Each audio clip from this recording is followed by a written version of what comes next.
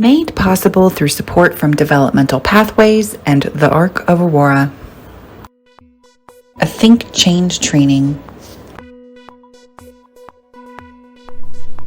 Hello, everyone, and thank you so much for tuning in again to another Think Change podcast vodcast series. I'm Erica Dennison here today with another episode talking all about CBD and people with developmental disabilities. Today's episode is specifically about CBD use in home and community-based settings, which can be really confusing for people. So I'm so excited that we again have our special guest Bridget with us today to talk about all of this information. So before Bridget goes ahead and reintroduces herself, just in case you didn't tune in to our last episode with her, I want to just remind everyone that we are not giving any medical or legal advice today. And if you really need any specific medical or legal advice, to please consult with your own personal advisors to receive that specific advice. So Bridget, thank you so much for joining us again for this next episode, talking about HCBS and adults and CBD. Would you care to reintroduce yourself for folks in case they didn't have a chance to learn who you are and what you do? Absolutely. I am Bridget Dandeross-Surrett, and I run ACT Now, which is Advocates for Compassionate Therapy Now. I've worked in the medical cannabis space about 10 years. So I've worked very closely with the policy, but I also work very closely with the severely medically complex community. So I've got a really great perspective. Met some amazing folks, and we do charity, we do education, and we are involved in policy. And so that's where my background is. I love that. Yeah. And that's such, a fun combination. You usually hear people like, I'm involved in only policy. I'm involved in only education. I mean, you seem like you have a really well-rounded perspective of charity, nonprofit, as well as policy work, yes, legislatively, as well as the training and education. So yes, well-rounded individual for this conversation, which I super appreciate. And I know our viewers and listeners do too. My hips are very well-rounded too. Oh, well, aren't we lucky for that? So this question I have for you that I can't wait, because I really feel like we need to break these barriers and misconceptions for people. And so I really could you talk to me a little bit about CBD limitations for adults in the community who are in home and community-based services, here and after referred to as HCBS because it's kind of a mouthful? Well, it's a very complex situation, and unfortunately there are no specific laws for HCBS settings and community settings. Technically, under state law, CBD is legal for anybody 18 and above. So you can go buy CBD in a lot of different places. They have CBD stores, Realm of Caring, and all of those places to acquire it. But if you're in a community-based program or a setting that isn't necessarily your home, taking it, using it, and having somebody administer it becomes very tricky. A lot of places at this point in time, like group homes and community programs, will not have anything to do with it. And so unless the person attending can administer themselves and just keep it to themselves, a lot of times that is not accessible as a therapy to them. There are some that do allow for it, though, and they understand that the law is very gray, and they will allow for CBD. It just depends really on the home. So it's definitely down to the program, their administrators, and the setting for sure. If you have guardianship or the state has guardianship, that adds another kink into everything. And there are a lot of moving parts to this that have to be considered. So unfortunately, this one is not as protected as, say, a school setting.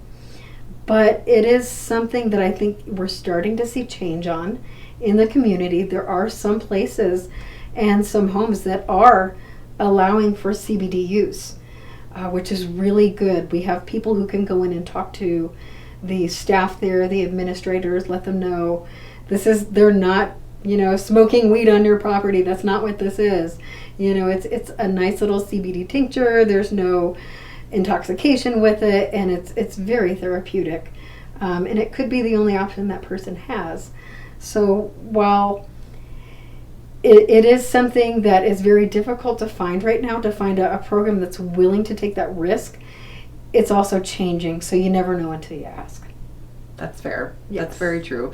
I think that's something really important to share with our viewers and listeners, is that it doesn't hurt to ask. It doesn't hurt to throw it out there, because you may be integrated in some type of program that is willing to explore this with you. Yes. So it's not one size fits all, from what I'm understanding. Absolutely. And there's no one size fits all protocol for this. And you have administrators and people in settings that have actually seen this or use it themselves. They have CBD at home. They use it for whatever they're using it for. So they may be very receptive to it. You don't know until you approach the subject. Which is so challenging, I feel like, because I think sometimes when we're in HCBS settings or just programming such as that, we all know that there's lots of rules and there's lots of laws and there's lots of policies specific to HCBS and what applies to that. And now if you throw CBD into it, it's just this kind of confusing gray area that trying to get guidance on can be super tricky. And so, I mean, that's really why we have Bridget here today, to kind of help us explore and what this could look like for people. So I appreciate that feedback. Oh, no problem. Thank you. What do you feel like could change to expand CBD choice and access for people who reside in HCBS settings? I think specifically in these settings, especially when you're dealing with adults who need access to this therapy, I think having an advocate go in and educate the administration, educate the staff about what this is, how it's used, how it's different from using medical marijuana per se. Because CBD is a totally different ballgame, and letting them understand that it was descheduled and they're not going to get in trouble, there's no funding at risk with it, and then going in and advocating on the state level maybe to pass protective laws might help. But I think ultimately, until federal law becomes a little clearer, we're going to end up with this paradox of state and federal law that just don't match up, and that's a very scary place for an HCBS provider to be in. I totally agree. Yeah. Because our providers are really important to us too, and we don't want them to feel like they're not supported and kind of be caught in the middle between what this person's needs but also honoring, the work that they need to do. Yes. Something that you just mentioned when you were sharing that information is that you said CBD was actually descheduled. Just in case someone doesn't know what that means, would you care to elaborate on that just a little bit? Absolutely. In 2018, we had the Farm Bill, and that had a very lovely deschedule clause, which means that it's no longer a Schedule I substance. It's no longer scheduled at all. It's still an active pharmaceutical ingredient because it was placed under FDA regulation, and the FDA is just sitting on it, and they've not really done anything since 2018, unfortunately. So they've created Epidiolex, which is CBD in prescription form, but the CBD that you find in hemp stores or Realm of Caring and places like that, that also is now accessible to people because of that. You're not going to get arrested if you have CBD. It's not illegal for you to have CBD, but it is still kind of a gray area, and it's just very scary. So while it's no longer a scheduled or controlled substance, it's still kind of got that taboo of having been one. Yeah. Yes. You're like, please, I don't want to talk about it, Yes. right? Because I'm a little scared. Yes. Plugging my ears and singing a song. La la la. Yes. I hear you. What suggestions or solutions would you have for an individual who receives HCBS services and wants to explore using CBD? Do you have any suggestions or tips for anyone, whether that's a self-advocate or maybe that's a family member or a guardian or maybe the agency themselves who's providing the services? I think all of that actually could be very helpful. The first thing that you're going to want to do is get yourself educated to the best of your ability. And there are going to be different ability levels as far as that goes.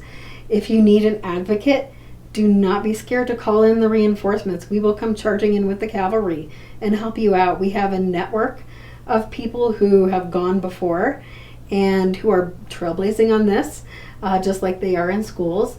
And we absolutely would love to help somebody out. So I know it's hard. We a lot of times think we're alone, or the system is overwhelming, it's cumbersome, there's too many people to talk to.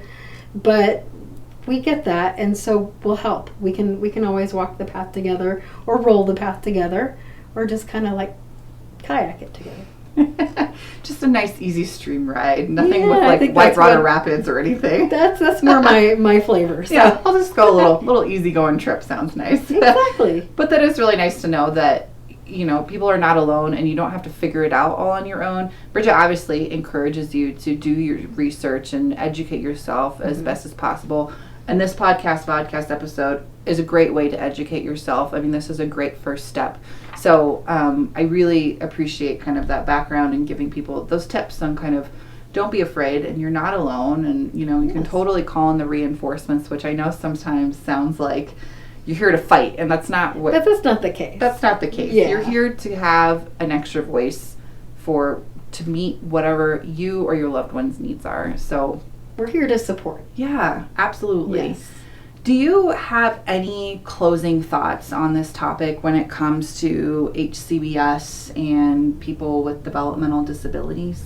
Absolutely. CBD is proving to be a very useful tool in the toolbox when it comes to therapy. And it's something that really we needed access to it yesterday. The safety profile on it is better than most pharmaceuticals that we have, though it does interact with some. It works because it interacts with our body. But the one thing that I would do, I would suggest getting as educated as you possibly can. The laws are changing. Everything is changing very fast. Each individual place seems to have its own rules. It's hard to navigate. But getting in there and just diving in and not being afraid of you're going to hit walls, you're going to come up against challenges or difficult questions, but those conversations need to be had.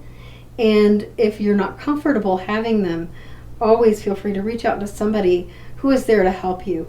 Realm of Caring is wonderful at that. They've got some great folks over there. We do it, and we're just a bunch of crazy patients who are just having fun. And with lived experience, though. Yes, absolutely, absolutely. That's the reason we do this, is because I'm in the medically complex community myself. I'm mobility challenged. I've got a lot of issues. I have neurodivergence as well in many areas, and we're not alone, and I don't want people to think that they're alone. We're here to support you because we see what it does, and we see the good that can happen from it, and we want everybody to have that tool in their toolbox. I think everyone could always use an extra tool in their toolbox. Yes. Absolutely. Yes. Bridget, thank you so much for joining us for this next episode that we just had, all about HCBS and CBD, and really just giving you that foundational knowledge that you need to know to make the next best steps for you and your loved ones. So again, thank you so much for your valuable time. Stay curious, and we will see you in our next episode. Take care.